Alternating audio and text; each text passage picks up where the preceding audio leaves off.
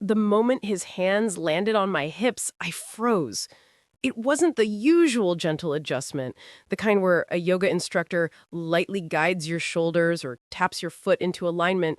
No, this was different. His grip was firm, almost possessive, his fingers pressing into my skin through the thin fabric of my leggings. Just relax, he murmured, his breath warm against the back of my neck. I tried to. I really did. But every muscle in my body tensed as his hands lingered, sliding lower than necessary to correct my downward dog. His thumbs brushed the curve of my lower back, slow and deliberate, and my stomach twisted. "You're still too tight," he said, his voice low. "Let me help you." Before I could respond, his palms flattened against my waist, pulling me deeper into the stretch. Too deep. A sharp ache shot through my hamstrings, and I gasped. "That's it," he coaxed, but his tone sent a chill down my spine. It wasn't encouragement, it was something else. Something that made my skin crawl. I tried to shift away, to subtly put space between us, but his grip tightened.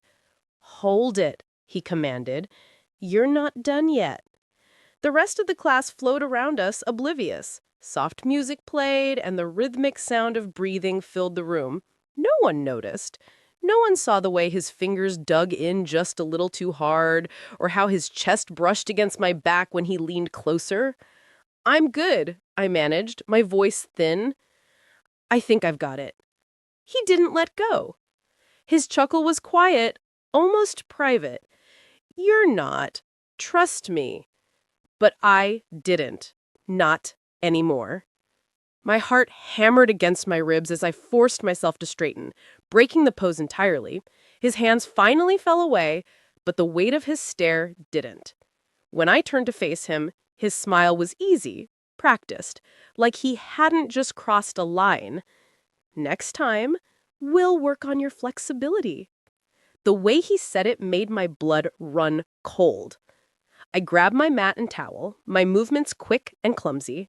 The second the class ended, I was out the door, his gaze burning into my back the entire way. I didn't look back. But I knew one thing for sure: there wouldn't be a next time. I didn't sleep that night. Every time I closed my eyes, I felt his hands on me again. The way they lingered, the way they claimed. By morning, my jaw ached from clenching it. I wasn't going back.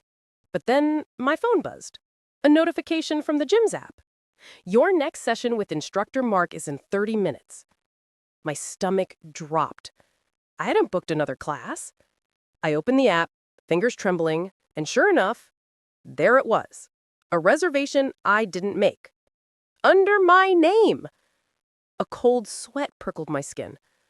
I canceled it immediately, but before I could even set my phone down, another notification popped up. "Instructor Mark has sent you a message." My breath hitched. I didn't want to open it, but I had to know. "Missed you in class today," it read. "I noticed you canceled. Everything okay?" The words seemed harmless, polite even, but the knot in my chest tightened. I didn't respond. 5 minutes later, another message. "You seemed tense yesterday. I'd love to help you relax." A photo followed. It was me, mid-pose, my back arched, my leggings clinging. The angle was too low, too close. My hands shook so badly I nearly dropped my phone. "Where did you get this?" I typed. Then deleted. No, I wasn't engaging. I blocked him, reported the photo to the app, and then, because my skin was still crawling, I called the gym. "I need to speak to a manager," I said, my voice steadier than I felt. The manager, a woman named Lisa, listened quietly as I explained. The adjustments, the messages, the photo. Her silence stretched a beat too long. "I'm so sorry you experienced that. We'll look into it immediately." But something in her tone made me pause, like she'd heard this before. I hung up, my mind racing. Then my doorbell rang. I wasn't expecting anyone. Through the peephole, I saw a delivery guy holding a bouquet of white lilies. My favorite.